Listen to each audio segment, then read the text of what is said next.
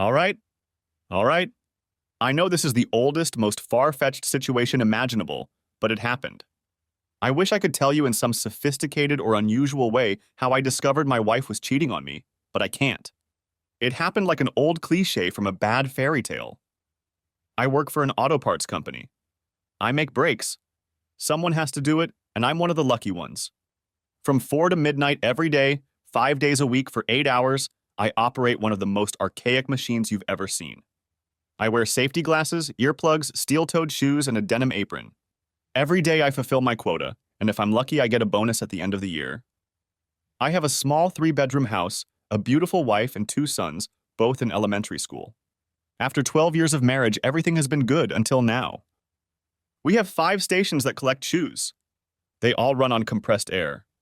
In 8 years, we have not had any problems with the equipment. Today, in the middle of a shift, the compressed air system froze up.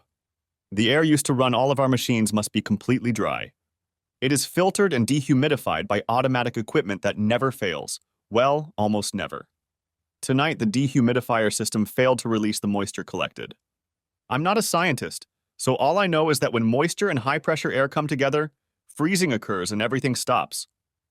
Instead of making us sit around doing nothing, they just sent the whole crew home, without paychecks, of course. You could say my whole life was ruined by the high humidity. When I opened the bedroom door, all I saw was a big, hairy back bouncing up and down on my wife, Marcy. Of course, I instinctively turned on the overhead light when I realized Marcy was awake. Damn it, Danny! What the hell are you doing home? I expected her to be startled, apologetic, and ashamed, but all I got was a pissed-off bitch. What the hell is going on? Don't be such a jerk. You know exactly what's going on. I'm sorry you had to see it, but if you'd gotten home when you were supposed to, this wouldn't have happened. He wouldn't be here, or I wouldn't have seen him. The hairy back flipped up and was now looking at me with a smirk on her face. Marcy pulled the bedspread up, trying to maintain her modesty. My big mistake was grabbing the guy. When he got out of bed, he was much bigger than when he was lying down. For my foolish enthusiasm, I was rewarded with 2 very, very hard punches to the ribs. I never managed to land a single blow on him, and I ended up on the floor, grunting and trying to catch my breath. I'm not sure, but I think it was around this time that I took a blow to the head that incapacitated me. Anyway, I ended up in the emergency room of the hospital, where some medical technician was bandaging my ribs. Marcy was sitting in a chair near the examination table with a look of disgust on her face. The technician finished and left the room. Marcy, who was that guy and what was he doing in our house? His name is Tony. He's a friend of mine and I invited him into the house. You were having fun with him. You were having fun with him in our bed. Our kids slept in the hallway. Yes, I know. If you hadn't made such a fuss, they never would have woken up. I had to ask my sister to watch them so I could bring you here. What the hell was he doing there? How many times are you going to ask the same question? We were having sex. Is that really so hard to understand? Does this happen regularly or was this the only time? Tony and I have been dating for about 6 months now. We've tried to keep it a secret from you. We don't usually come to the house, but I couldn't find a babysitter. Is it over now? No, it's not over. Danny, you're a good father and a good husband, but Tony is great in bed. I see no reason why we should end it just because it's out in the open. I promise you we won't meet in this house again. It's not fair to you or the kids. I'm sorry, Marcy. This is unacceptable. It will stop now. Danny, if you try to interfere with my relationship with Tony in any way, I can guarantee you'll regret it. You've just had the shit beaten out of you and Tony hasn't even broken a sweat. I assure you it will happen again. If you do or say anything, everyone we know will know that your wife is having fun with another man and you're too weak to stop it. All our friends and neighbors will be the first to know. I'll make sure your family finds out what a pathetic loser you are. The guys you work with will start calling you a cuckold.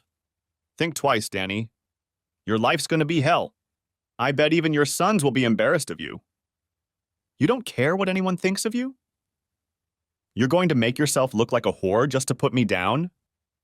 Yes, if I have to, but I'm willing to bet you won't risk it. Tony thinks you're a wuss, and I think he's right. You're going to have to learn to live with that, Danny boy. Who the hell is this guy? Where does he work? He doesn't work, Danny. He owns Continental Classics, a luxury car store on Lancaster Pike. You know, that place you always wanted to go in but never did. That's it? Danny, he's richer than you, he's smarter than you, and he's better than you in bed. He also seems to be stronger than you and better with his fists. Why don't you just marry him if he's so damn wonderful? That's why I keep you around, honey. Tony doesn't like children, and I have no intention of giving up mine to be with him. You'll play the role of husband and daddy, and Tony will get all the love. Why is that so hard for you to understand? I'm supposed to like that arrangement? You don't have a choice. Either you live with it or the whole world will know what a loser you are. By the way, I'm moving all your stuff into the guest room. I guess we don't have to share a bed anymore now that the cat's out of the bag. I watched Marcy get up to leave. I was even glad she was leaving. Just curious, honey, who watched the kids when you were with Tony? Karen usually looked after them, but every now and then I left them at your parents' house. By the way, it was Karen who introduced me to Tony. I mentally thanked Karen as Marcy left the room. The next morning I was discharged. Marcy wasn't there. I had the choice of calling someone or taking a cab. The cab won. The kids were at school and Marcy wasn't home. All my clothes and personal belongings were piled on the guest bed. I'm sure Todd and Terry would have questions about these preparations. I was going to let Marcy explain everything. It took less than an hour to get my new living space in order. During that time, all sorts of ideas ran through my head. There was no way things were going to work out the way Marcy had planned. The first thing I did was go to the basement and dig out my old cell phone recorder. It could only work on a landline, but I had no other choice. Marcy almost always called on her cell phone. It only took 20 minutes to plug it in and hide it behind some old paint cans. That was the first step. I felt lousy, but was well enough to go back to work. They gave me some pain pills, but I didn't want to take them and then work on the machinery. Instead, I took a couple of strong Tylenols. One thing Marcy had miscalculated badly about was my relationship with the guys I was working with. I told them everything that had happened the night before. They all had their own ideas, some good and some bad. It's nice to know that friends will be there for you when you need them. We had an 8-hour shift ahead of us, and each of us was going to spend it figuring out how to fix things. In the middle of the shift, we broke for dinner. Okay. Anyone come up with an idea? Glenn was the first to speak. I don't have an idea, but I have a cousin who works for the son of a bitch. He handles all the car parts. From what I understand, he hates DeMarco. If you need any information on the business, buildings, or work shifts, he can help you out. That would definitely be a help, Glenn. Anyone else? Danny, I have 2 shotguns and 2 pistols. You can have either one of them. None of them are registered, so you don't have to worry. Thanks, Barry, but that sounds a little more radical than I'd hoped. Well, hell, then you don't even want to hear my idea. Freddie laughed a little at that remark.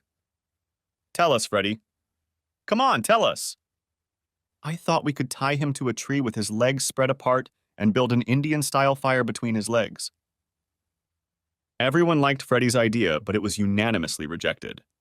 Kyle was the only one who didn't suggest anything, so we all just stared at him while we ate our lunches. What, don't look at me like that. Yeah, I have an idea, but it's kind of shaky. Spit it out, Kyle. I remember reading somewhere about a prison in Arizona where they dressed all the pedophiles and child molesters in pink jumpsuits. It was supposed to be humiliating. I know this Tony isn't a child molester, but something like that would embarrass him to death. You mean put a pink jumpsuit on him? Wouldn't he take it off? I thought if you could sneak in there, tie him up, and then spray him on all sides with pink paint, that would work. But he'll know who did it. First, we have to render him unconscious, then leave him tied to a chair until he's found. How? Do we do it with drugs or hit him over the head? What do you have in mind? I can get a stun gun. All you have to do is sneak up and hit him. You say it's easier than it is. How do we get to him when he's alone? And how do we get close enough so he doesn't recognize? I don't have all the answers. I just thought it was an idea. The buzzer rang, and I was to spend another 4 hours behind the cars. My quota for the night was lower, so the other guys put in their own money to even it out. When I got home, Marcy was already in bed. At least she kept her word not to bring that asshole into the house. I had no idea what I was going to do. Most of the things the guys and I talked about were like school pranks. I might as well have put a burning bag of dog poop on his doorstep. I needed real revenge. When I got up, it was noon. The kids were at school and I could hear Marcy moving around the house. I took a quick shower, shaved, and headed out the door. Good morning, husband. Don't you have a kiss for your wife? She stood at the kitchen sink with her hand on her hip and smirked. I just turned and walked out the door. Her clever remark didn't deserve a response. I needed lunch and some time to myself. I spent the rest of the day killing time. I tried to figure out what I could do about my wife's sexy buddy without getting myself in too much trouble. Today, I needed to finish work and start getting ready. I decided to forego a home-cooked meal. It was the only time I spent with the boys, but I just couldn't force myself to eat Marcy's cooking anymore. Before I knew it, it was time for work. Things were pretty normal until dinner break. Danny, I have a stun gun in my car. I don't know if you'll be able to use it for anything, but at least it'll come in handy for self-defense. Kyle seemed proud of himself. Don't forget to pick it up before you go home. Have you ever used the damn thing? No. We can give it a try. Who wants to volunteer? The only answer was a chorus of groans around the table. No one had any new ideas, but they were all ready to support whatever I came up with. I felt better knowing I had a few friends. When I got home, everything was fine. The night was short for me. Working the graveyard shift messes up my sleep habits, especially on weekends. I got up earlier than usual. Todd and Terry jumped at the chance to spend time at Chuck E. Cheese's. Marcy didn't seem to mind at all, especially when I told her we'd be walking around all day. Danny, I need you to take a few days off next week. Tony's friend Wally is coming up from Detroit, and we're going on a cruise for 3 nights and 4 days to Cancun. If you can't make it, maybe see if your parents can? Let me get this straight. You're going on a sea cruise with 2 guys? That sounds a little lewd, even to you. Don't be rude, Danny. It's not right for you. Wally will be sharing a room with Karen. They've been old friends for a couple years now. Gee, I guess it's okay then. I tried my best to be sarcastic. I would definitely be thanking Karen later. Of course, I'd started the day too early. To kill time before Chucky's opened, we went to Hobby Lobby near home. The boys were already big enough to assemble most of the plastic models on the shelves. The end result was nothing to brag about, but they had a lot of fun. I left them to explore the hundreds of boxes while I wandered around the store, amazed at how much stuff creative housewives could buy. I guess if Marcy had been into crafts, she wouldn't have brought home that hairy gorilla. But now it was too late. My eyes lit up when I discovered rows and rows of designer paints and cans. There they were, 6 beautiful cans of pink paint in aerosol cans. They didn't have as much paint in them as Lou's or Home Depot, but they were pink. It was the only place I've ever seen paint that color in an aerosol can. Of course, I took that as a sign and bought all 6 cans. Todd got the set with the monster truck and Terry chose the tugboat. I didn't even know they made plastic models of tugboats. Before we left, I also bought a package of 10 large plastic cable wraps. They were about 18 inches long and looked like they would be enough for the whole job. By this time, the Chuck E. Cheese was ready to go. The kids killed about 4 hours and ate 2 pizzas before they burned themselves out. We grabbed a pack of cheap bread and headed to Pandora Park. The ducks ate everything in the first 10 minutes, but we stayed there for a couple more hours and then went to my parents' house. Mom and Dad happily hosted us for dinner in the evening. Todd and Terry spent most of the night in front of the TV, and I took advantage of that time to update Dad on the situation with Marcy. I realized that I was actually telling people what was going on before Marcy did. She was threatening to do the same thing I had done myself. Hell, it almost made her threats meaningless. Dad had promised they'd be there to take care of the boys, no matter what happened. That would make it a lot easier. I didn't want the boys to get hurt because of the situation. Around 9 o'clock, I called Marcy to let her know that we would be staying the night at my parents' house. I took the typewriter. After a hearty breakfast at IHOP, we arrived home and found Marcy still in bed. I immediately started the lawnmower and started in the backyard, near the bedrooms. Todd and Terry were itching to get to work on their models, even though it was a beautiful day outside. I let them go. I decided to devote a full day to lawn work. There was edging to be done and trimming to be done. It wasn't going as fast as usual because I stopped often to chat. I had a great pair of hedge clippers, but decided to borrow a set from Mike Fielding, who lives across the street.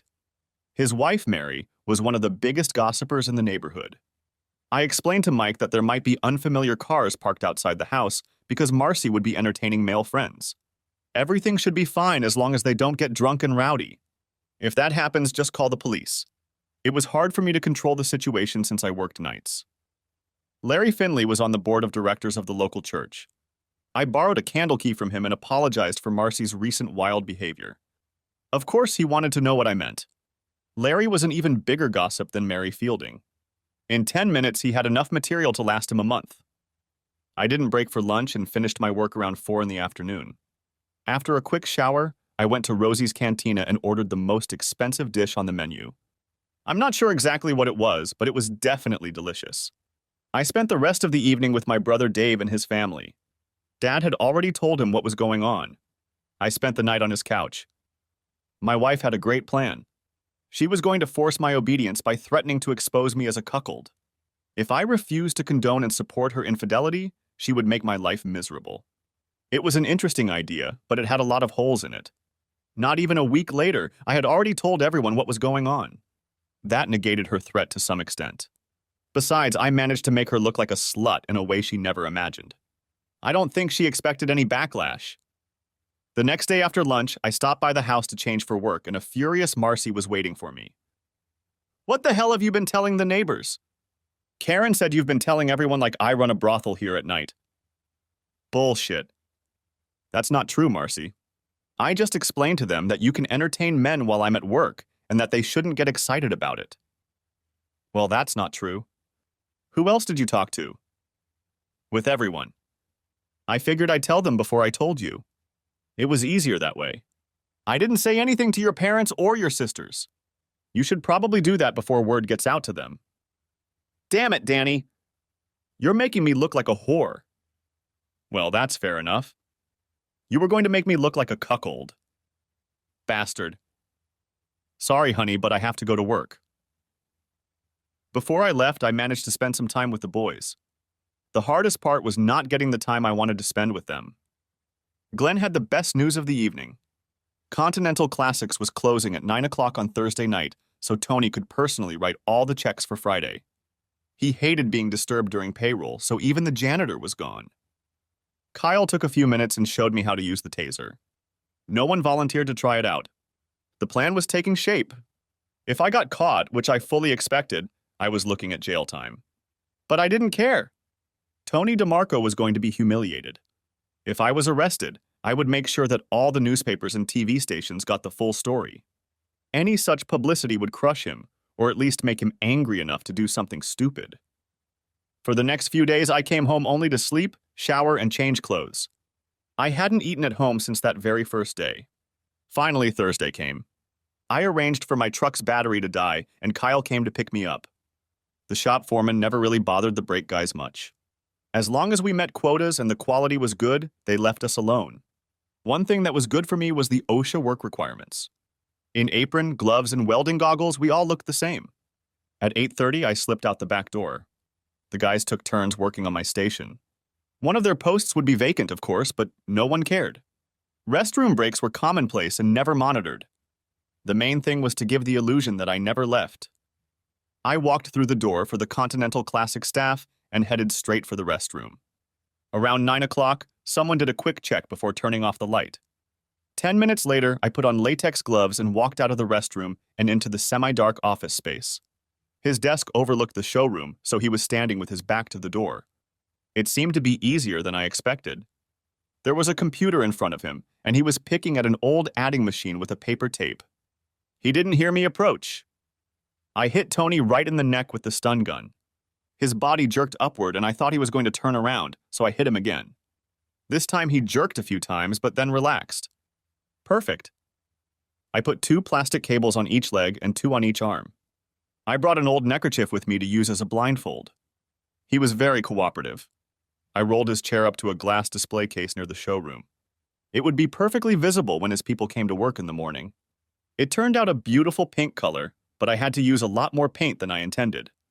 The paint absorbed into his clothes as quickly as I sprayed it. It took at least 3 coats on one area to get it just the way I wanted it. There was enough paint, but barely. It looked very pretty in the pink color. Finished, I carefully put it all back together. I expected Tony to wake up while I was decorating him, but he never moved. I also planned to take the blindfold off before I left. I checked my watch a few times. I was well within my allotted time frame, but I still wanted Tony to be awake before I left. After 5 minutes, I was already starting to worry. I tried unsuccessfully to feel for a pulse. Perhaps I couldn't feel it because of the latex gloves. I took off the glove and tried again. There was still no pulse. I tried to feel for a pulse on my neck like they do on TV. Still couldn't find anything. I took the blindfold off and touched his eyeball with the tip of the pencil. He didn't blink. There was no reflex. Needless to say, I started to panic. But I had enough sense to put on a latex glove and wipe off anything I might have touched. I put the tie in my pocket and then cut off all the plastic ties. You could see traces of pink paint on them. It looked strange. The white skin under the tie made it look like a pink raccoon. I took another minute to make sure I hadn't overlooked anything, and then went to work. On the way to the shop, I threw everything I had with me, including the stun gun, down the storm drain. 10 minutes later, I was making brake pads again. No one noticed my absence. Once the shift was over, I told the guys what had happened. They were all accessorized, so I was sure no one would say anything. Freddie was very impressed. None of them looked worried. Kyle drove me home, and we both mentally noted the time he dropped me off. I didn't sleep as long as I usually did. Around 10 o'clock, Marcy burst into my room. "What the hell did you do? What did you do, you little bastard?" Of course, I just rolled over onto my back and gave her a perplexed look. "What the hell are you talking about, woman?" "Tony's dead." Karen called and said he was found dead in his office this morning. "I believe you had something to do with it, and I'm going to make sure you pay, you bastard." That was the second time she had called me a bastard in the last 5 minutes. It was pretty clear I wasn't going to get any more sleep, so I stumbled out of bed and headed for the bathroom. I was in no hurry to face the Wicked Witch of the East, so I took a long, hot shower and shaved slowly. I even applied some aftershave just to please my loving wife. I never got to the coffee pot. There was a tall black man standing in the living room talking to Marcy. His hair was cut very short and he was wearing a dark suit. The bitch had called the police. There was no doubt about it. I shook my head and made my way to the kitchen to grab my first cup of the day. Marcy smirked wryly as I settled into my favorite chair. My uninvited guest sat down as I did. "Mr. Mercer, my name is Detective Darnell Green, with an E. I'm here about the death of Anthony DeMarco last night. Your wife reported that you and Mr. DeMarco had a disagreement last week, and I was wondering if I could ask you some questions." "Of course. I have no objections, but not here." "What do you mean?" "If you want to talk, let's do it in your office instead of at my house." "Do you mind?" I couldn't help but notice the frown on Marcy's face. I was sure she was counting on being part of the discussion. "My car or yours, Mr. Mercer?" "I have a few other things to do, so I'll meet you there." "Any particular office?" "Back of the second floor. Room 206. Just turn right when you get off the elevator. I'll see you soon." While I was putting on my shoes, Marcy kept up a steady pace. I never finished my coffee, so I just poured it down the sink. I turned and smiled as I walked out the door. "I think you're getting what you wanted, sweetheart." "What are you talking about? What the hell do you mean, Danny?" 10 minutes later, I was sitting with Detective Green on the second floor of the municipal building. For the next hour, Detective Green asked all the right questions, and I had all the right answers. He tried to be tactful about the affair without ignoring it or poking me in the face. Of course, I had to admit that I had a motive, but I never could do anything about it. It was a serious situation, but I tried my best to be condescending and not be a smartass. I think he appreciated the fact that I made his job easier, even if I didn't have an answer for him. The most interesting part of the conversation was learning that Tony had died of some kind of heart problem. He had been fitted with a pacemaker a couple years ago, and I guess it didn't mix well with the stun gun. Of course, they knew about the stun gun from the marks on his neck. I was sorry that Tony was dead, but at the same time I was glad. Detective Green gave the usual "don't leave town" speech and said he'd contact me when he checked my alibi. I never thought I'd need an alibi. It was kind of exciting. We parted on good terms. I felt like Darnell Green was on my side. It made me feel warm in my heart. I grabbed a snack and watched the news on TV. There was a story about the death of a local businessman. It mentioned that there were no known relatives in the area. I emptied my bank accounts and then took a moment to eat a hearty breakfast. There were still some things to do at home. Marcy wasn't home when I returned. It took me 30 minutes to move all my stuff into the bedroom and all of Marcy's stuff into the guest room. The guest room had one small closet and one dresser. I stacked all the stuff on the bed so she could put it away. I checked the phone recorder in the basement. There was nothing significant on it. I gathered up all the bank and insurance documents, as well as other important papers. I was glad Marcy's Volvo was registered in my name. It would make things easier. Everything was folded in a folder under the front seat of my truck. I called work and took a 2-week vacation. A few hours later, my loving wife showed up. She seemed surprised to find me home. It was time to get things in order again. I smiled as I led her into the guest room. "What the hell is this? Who the hell do you think you are?" My answer was a wide smile. "Answer me, damn it. What's going on?" "Marcy, from now on, I'll be staying in the master bedroom. You can have the guest room. I suggest you start folding your clothes. Anything that isn't in your closet or dresser by dinner time will be thrown out. Any questions?" "I can't stuff my stuff in this small closet, and I have no intention of staying in this room." "What the hell do you mean by get rid of?" "If you can't put things away in a closet or dresser, then you don't need them." "That's not going to happen, Danny. I don't know what kind of game you're playing, but it's not going to work. You're dead. I suggest you start putting things in order. If you have any more questions, I'll stop by later." "Bastard!" That's the third time she's called me a bastard today. I must be doing something right. While Marcy was busy in the guest room, I dumped her purse on the kitchen table. I took my time gathering everything I needed. First, I took her cell phone and then her car keys. From her wallet, I pulled out her driver's license, all of her credit and debit cards and money. I put back everything that was left. I took her car papers out of the pickup truck and then drove the Volvo across town to a friend of mine who had a parking lot. I sold him the car for a good price, arranging for him to sell it wholesale out of town. Even with the payments, I got a few $1,000s in my pocket. I was just about to stop by Taco Bell for lunch when my cell phone rang. "You son of a bitch! What did you do with my cell phone, and where the hell is my car?" I was glad she didn't call me a bastard again. She was calling from her home phone. This was a good test. I could check the recorder when I got home. "I'm sorry, honey. I had to get money to hire a lawyer to defend me against murder charges. I promise to buy you another car as soon as I get out of jail." She was still cursing on the other end of the line when I hung up and turned the phone off. After that conversation, I decided that a lawyer would indeed be a good idea. No matter what happened, I wasn't going to stay married. However, that would have to wait because I was next in line for an order. Todd and Terry were home when I arrived. I headed straight for my sons and ignored Marcy. Truth be told, I glanced in her direction a few times and noticed that she wasn't happy. The boys couldn't wait to show me the models they had put together. When Marcy started to prepare dinner, I wandered down the hall to the guest room. All my clothes were lying on the bed. All of Marcy's clothes were in the master bedroom. I grinned to myself but decided not to resist. She was firm and determined now. Marcy told the boys to wash the dishes for dinner, and I went to the guest room to put my things away again. I would have loved to throw all her stuff away, but it seemed too childish. Today I treated myself to a meal at Red Lobster. It wasn't extra money, as I still had money left over after giving the divorce lawyer a deposit. The shrimp and lobster combo was great, but the cheese rolls were still my favorite. After finishing my meal, I turned on my cell phone again. I was hoping one of the guys from work or Detective Green would call. No such luck. The first call was from my wife.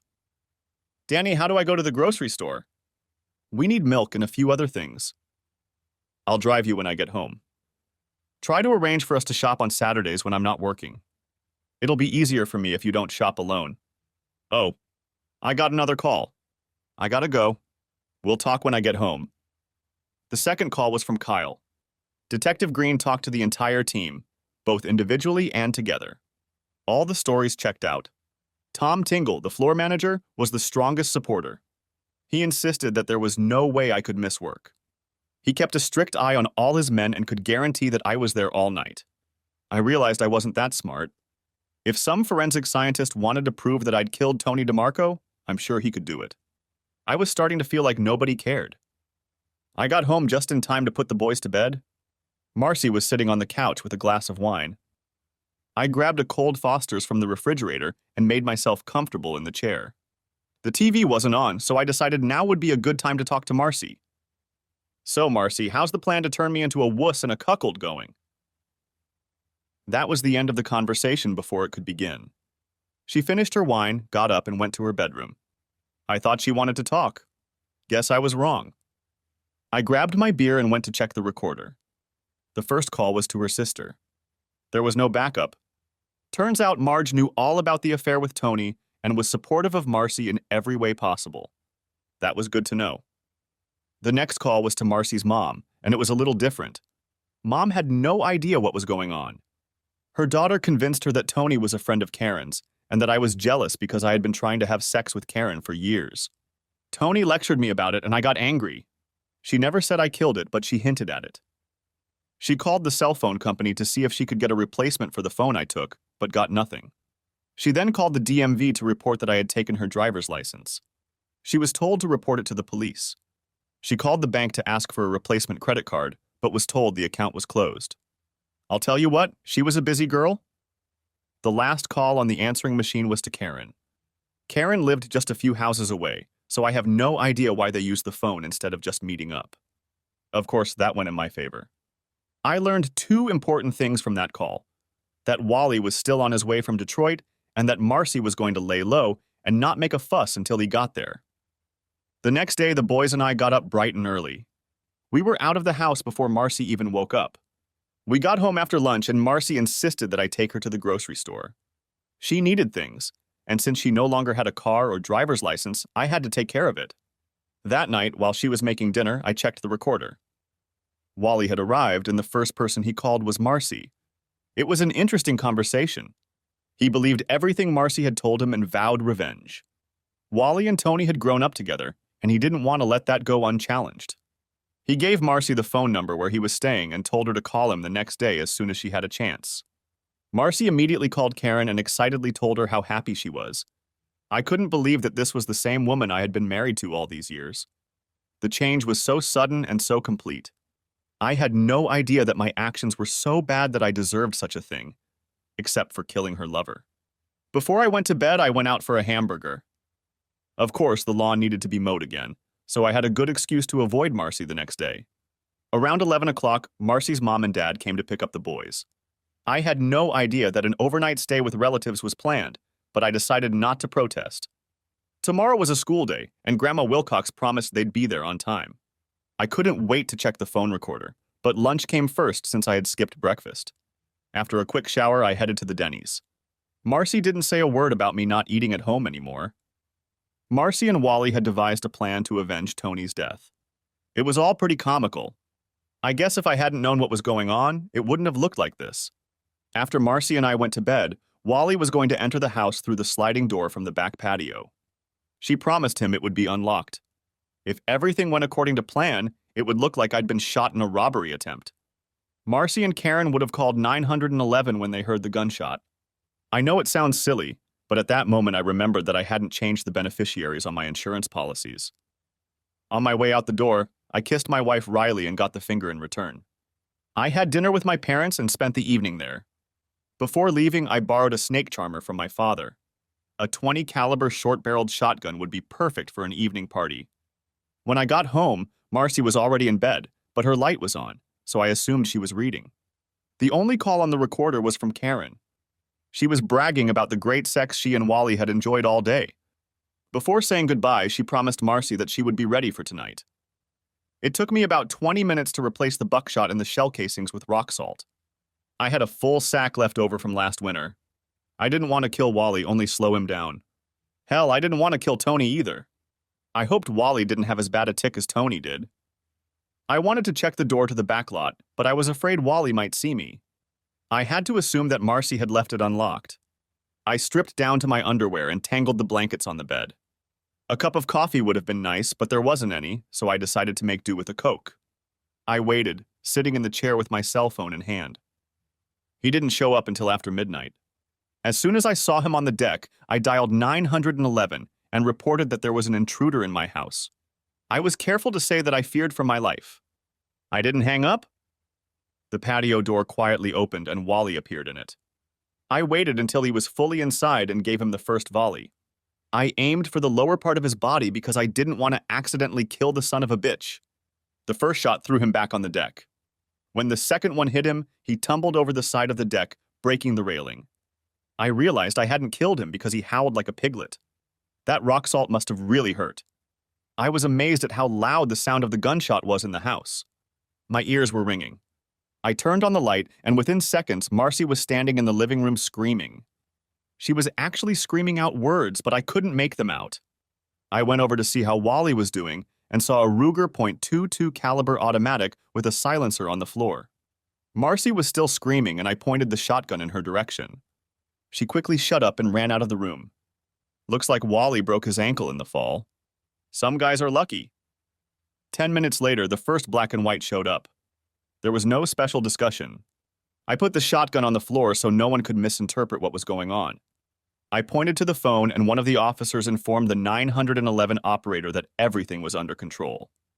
They asked who else was in the house, and I told them about Marcy in the bedroom. They brought her into the living room and discovered they had made a big mistake. Her mouth was open by a mile. I tried to fend her off while the police officers tried to shut her up. None of us succeeded. Finally, a larger-than-life uniformed woman gently took her by the arm and led her outside.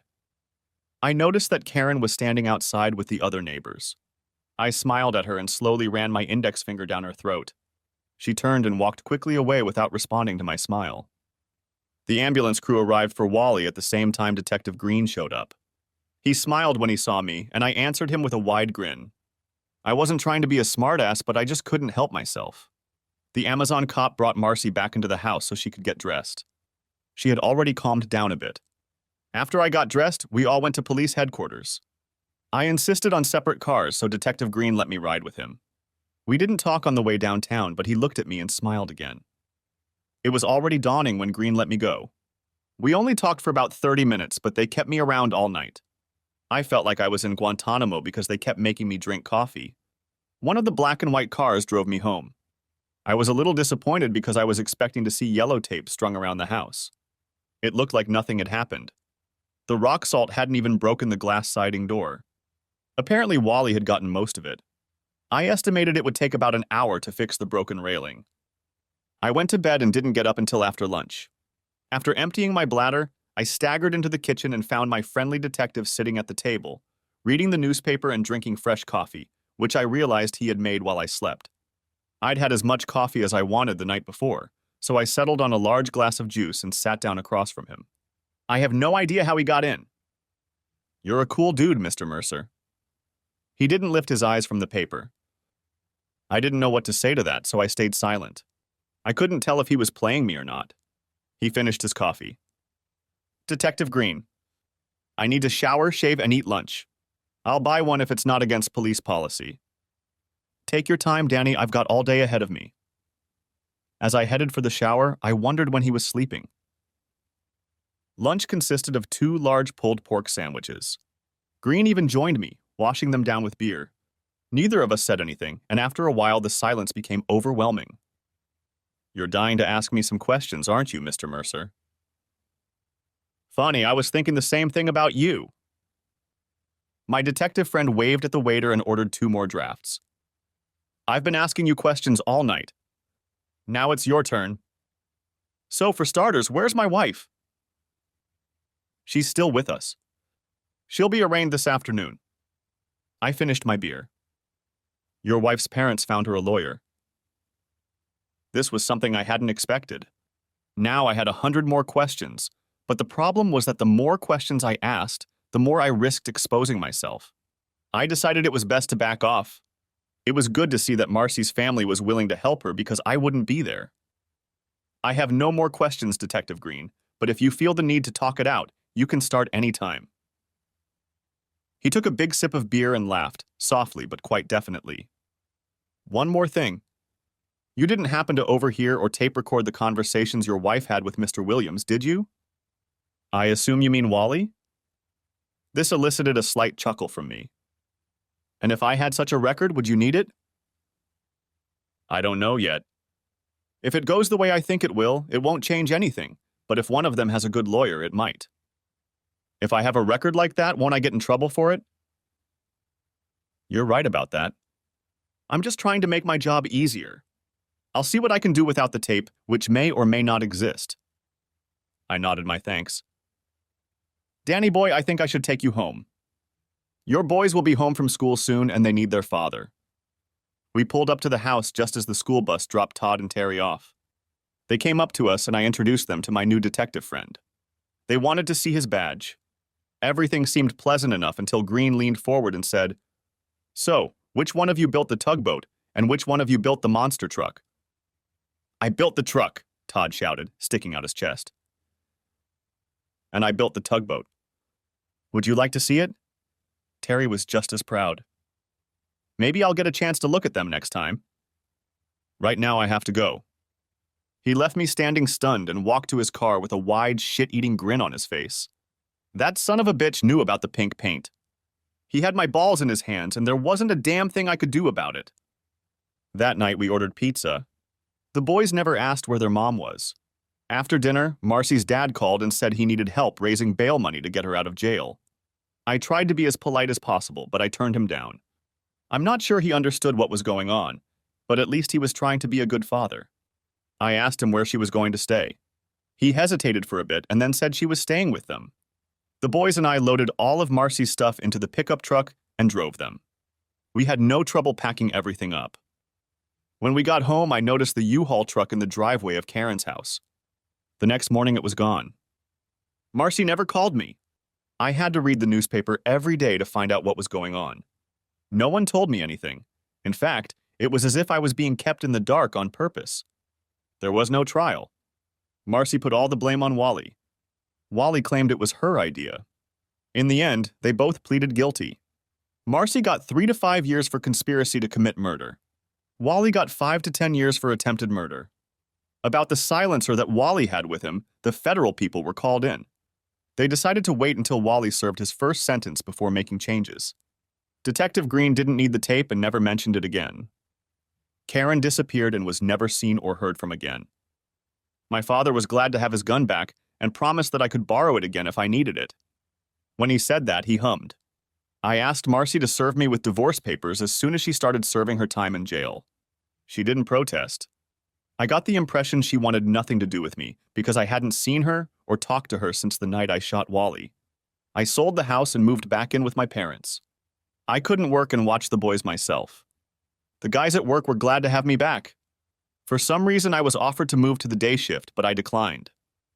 Every month, I took the boys to the Muncie Women's Prison to visit their mother. I waited for them in the car because they were usually there for less than an hour. Sometimes, in good weather, the meetings would take place outside. I was able to park and watch them through the chain-link fence. I never asked them about the visits and asked them not to tell me anything. It seemed to suit us all. Everything seemed to be going smoothly until I got a phone call. "Hello. Is this Daniel Mercer?" "Yes." "My name is Angela Hawkins. A detective named Darnell Green said I should call you. There's something we need to discuss." "I know Detective Green, but why do you want to talk to me?" "Tony DeMarco was my brother." "Oh, shit. Just when I thought all that shit was behind me, something like this happened." "I don't think this is a good idea. I'm sorry for your loss, but there's nothing I can do to help you." I hung up before she could say anything else. 2 days later, she called again. "Daniel, I would really appreciate it if you would come to me. There's something I need to say. Detective Green said you're a reasonable man." "Where did you want to meet?" "I'd prefer to do it at the car dealership, but you can do it anywhere that's convenient for you." It took me a few moments to come up with something. "I'll meet you Saturday morning at 10 o'clock at the car dealership. I'll bring my 2 sons with me. They love looking at old cars." I didn't know what she meant, but I felt safer in a public place when the boys were around. I wasn't using them as a shield or anything, but I felt like she'd have less of a chance to try anything if they were with me. I had no idea what kind of grudge this woman might hold. If she's Tony's sister, she must be Italian. If she's Italian, she must be hot blood. And if she's hot blood, I must be careful. At this point, I decided I was thinking too much about all of this. I needed a beer. I called Detective Green and asked him what was going on. He laughed and told me to meet her and stop worrying. It was easy for him to say since he didn't kill her brother. Continental Classics was a big and impressive place. In addition to the main showroom, they had two large buildings in the back where they stored cars that needed restoration or were waiting for a spot on the show floor. When we pulled up, I was shocked to see that they were having a grand opening celebration. I hadn't expected such a thing. There was a lot I didn't realize. Terry and Todd seemed torn between cars and free gifts. My first impression was the smell from the popcorn machine. A guy in rubber-nosed boots was handing out small bags of hot popcorn. To the side was a soda machine and another clown with a hot dog cart. The boys wouldn't need lunch today. It wasn't hard to recognize Angela Hawkins. I recognized her as soon as I noticed her walking straight toward me with a slow, determined gait. Everything about her said Italian: dark hair, dark eyes, olive complexion, and wide hips. I don't think a gentleman would have noticed her hips, but they were accentuated by her height. 5 feet, no more. Tony was huge and his sister was short and wide. I felt myself starting to get a little worried as she approached, and then I noticed a smaller clone next to her. The girl looked to be about 10 years old, and she was an exact replica of Angela, except her hair was a little lighter, and naturally she had no hips at all. My hostess seemed to be covering herself in the same way I was. We were a pretty pathetic couple, both using our children for security. As she shortened the distance between us, her hand extended in greeting. Daniel Mercer, I presume? It was only natural and polite to take her hand and shake it. I've always wanted to say that, like in the movie about Dr. Livingston. She was smiling but seemed a little nervous, and I felt a little relieved. I stood there like a mute, and she continued talking. This is my daughter, Carla. Carla smiled at the boys and me. Todd smiled back politely and said his name, and Terry held out his hand with a smirk on his face. Carla, why don't you show the boys around while I talk to their father? Terry immediately followed Carla into the showroom, while Todd headed for the hot dog stand. I took that as a good sign. Can we talk here or in my office? Your choice? I think the office would be fine. Those were the first words out of my mouth. As we walked toward the stairs leading to the elevated office, I noticed several employees looking in my direction and making remarks to each other. Angela noticed too and smiled at my discomfort. All of the salespeople on the floor were wearing blue bowling shirts, so they were easy to spot. Unfortunately, they all seemed more interested in me than the customers. One guy at the far end of the building smiled broadly at me and gave me a thumbs up. I smiled back but felt a little nervous. Did Detective Green tell you anything about my situation? I didn't answer anything, just shook my head as a sign that he hadn't. I don't want to bore you with my life story, but I think you need to know a little. Tony was my brother and my only relative. There are no other relatives. When Tony died, he didn't have a will. Since I was the only relative, I inherited his business. The executor took a big chunk, but I still got more than I expected. I was glad that at least someone had benefited from the whole story. While she was explaining it all to me, I noticed that her ears were pierced and she wore a wedding ring. She had a small silver cross hanging around her neck, but it was hard for me to see it because my gaze kept focusing on her cleavage. I was just starting to remember how long it had been since I'd had sex when she interrupted me. Mr. Mercer? Are you paying attention? It was a trick question. She smiled as she asked it. I'm sorry. I was just admiring your crucifix. I was coaxing myself to look only into her eyes and pay attention when she slapped my arm. Want a beer? That would be a good idea. She opened the tab and handed me the can, trying not to lean over. We each took a few sips without saying anything. Miss Hawkins, I'm glad it worked out for you, but I'm not quite sure why I'm here. I should get back to the boys before they start to worry. It would be better if you called me Angela. May I call you Danny? Sure. Are we done? Hell no. Just sit there and don't move until I'm done. Detective Green said you'd understand. I didn't answer. If I kept my mouth shut, she'd finish faster. Tony was a bastard. He was a worthless son of a bitch and he deserved to die. As strange as it may seem, I wanted to thank you. It was a trap. The damn detective had set me up. Were there bugs in the room or was it her? She might as well have had a bug hidden in her bra. Damn it, I looked at her cleavage again. Are you wearing a wire or any kind of recording device? Of course not. Why would I do something like that? I finished my beer, though I still wasn't convinced. Maybe I'd better go down and see what the guys are up to. I wouldn't want them to get in any trouble. Just sit. She seemed to have a pretty definite attitude. There was no love lost between Tony and me. About 3 years ago, my husband was killed in an accident.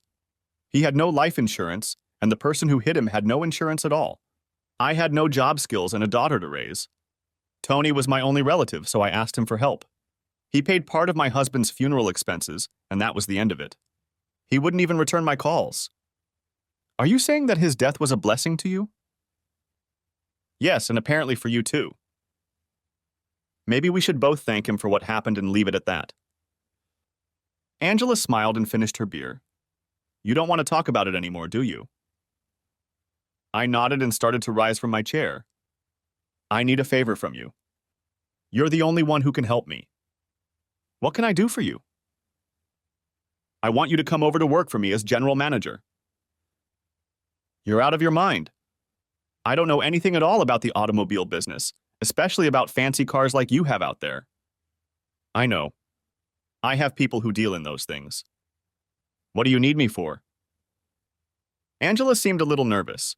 She looked back and forth at her feet, then at the walls. Her eyes darted around as she tried to string together a few words. Did you see the way my men looked at you when you came up to the office with me? Yes. They didn't smile. They all think you killed Tony. Not only did you kill him, but you made a fool of yourself when you did it. They were all afraid of Tony. Now they seem to be afraid of you. Their fear is like respect. Do you understand what I'm trying to say? They don't respect you? No. They're going to rip me off left and right, and there's not a damn thing I can do about it. I'm not smart enough or tough enough to keep them in line. What good can I do? Basically, just be here. After a while, we'll both learn the business well enough to control what happens. In the meantime, I need you to intimidate them. I'm a good guy, Angela. That's why Tony and my wife have been trying to take advantage of me. She looked a little calmer now.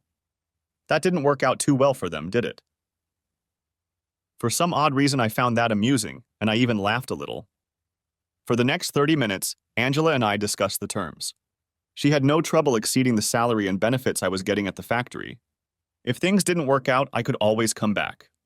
I didn't really want to go back. I wanted things to get better. When we got downstairs, Todd wasn't looking his best. Too many hot dogs and too many sodas. Terry, on the other hand, was having a great time.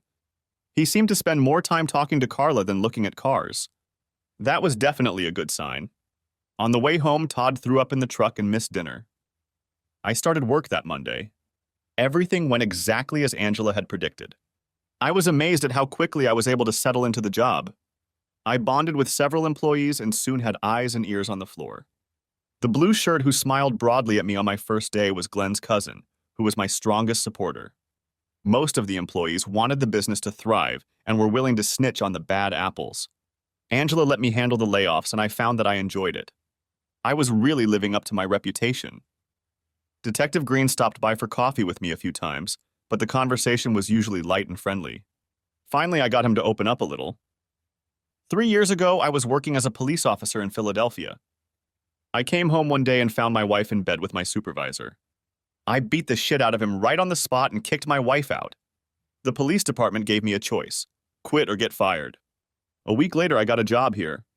Before I left, I made sure that son of a bitch who abused my wife was let go too. I didn't bother to pry further information out of him. That was his business. At least I understood why he seemed to be leaning toward my side. The boys agreed not to mention my new job to their mother on visitation days. They made a few remarks about the long drive, but seemed to realize there was no getting away from it. I felt it was important for Marcy to see her sons, not for her benefit, but so I could pour salt on the wounds. I know, it's a nefarious way to use my children, but I took some sneaky pleasure in it. Angela and I started spending more time together, at work and after work. One weekend, the boys insisted that I take her and Carla to Noble's Grove. Most of the time, we just stayed closer to home. These living conditions seemed to complicate any chance of a romantic relationship. I was definitely interested in a closer relationship with Angela, but it was uncomfortable. I was still living in my parents' house with the boys, and Angela and Carla had a small studio apartment. Since things in the business were going much better than expected, Angela started talking about finding a house to buy. She spent a lot of time on the computer looking for the perfect one. I was first wary when she explained why she wanted a 4-bedroom house. Danny, I think it's important that the boys have their own room. It's better to take care of these things now than to have to remodel everything later. Don't you agree? Of course, I realized right away that the question was a setup. I also realized that Angela sensed in me something more than just an employee. The potential for romance was looking better and better. Yes, I think it's a great idea. I also think separate bedrooms would be a good idea to consider. I don't like them being too close to the master bedroom. I walked out of the study right after saying those words and noticed a small smile on her face. It was a strange relationship. We had never had sex or even come close to it. We had never even kissed once, but I felt closer to her than I had to Marcy in the last 12 years. 2 days later, when my divorce from Marcy was final, we all went to Red Lobster to celebrate. The kids didn't know the reason for the party, but Angela did. Later, back at the apartment, the kids were watching a movie on pay-for-view when Angela cornered me in the kitchen and stood on tiptoe to kiss me. We were hugging and giggling a little when Carla walked into the room. "Oops, sorry, Mom." Turning to leave, she added, "Just in time." When we returned to the living room, Carla was whispering in Terry's ear and they were both smiling. For the rest of the evening, Angela and I behaved as usual, but I was anxious to see what would happen next. The next day, while the kids were at school, Angela and I took a long lunch and went back to the apartment. We both had a lot of energy to burn off. We didn't get back to work until just before lights out. There were many more long lunches after that, and Angela began to seriously consider looking for a house. Detective Green stopped by regularly, most often just to chat, but occasionally he would look into the cars. He fell in love with a Studebaker Hawk that used to belong to Roger Ebert, a movie critic. Angela offered him a good price. "Danny, I need you to take me to Marcy's." It was an unexpected request. The boys and I started going less often than we used to, but Marcy never seemed to complain. Any particular reason? Closure. I need closure. I'd never understood what that meant. I knew all the words that described it, but the concept itself seemed to elude me. "You want me to come with you?" "Just take me there. You don't have to be with me when I talk to her." It was a warm, sunny fall day when we arrived in Muncie. Inmate visits were held outside, so I parked by the fence. 10 minutes later, Marcy and Angela came out to the exercise yard and sat at one of the tables. They chatted and smiled like they were long-lost friends. After 5 minutes, things got interesting. The smile disappeared from Marcy's face. She leaned back against the picnic table and scowled at her guest. Angela, on the other hand, still looked happy. Marcy suddenly swung across the table and tried to grab her. Several guards quickly foiled the attempt and, kicking and screaming, led my ex-wife back into the building. Angela turned, looked at me, smiled and shrugged, then left the visitors area. She was still smirking as she walked back to the car. "What the hell was that?" "Your ex-wife sure is a touchy bitch."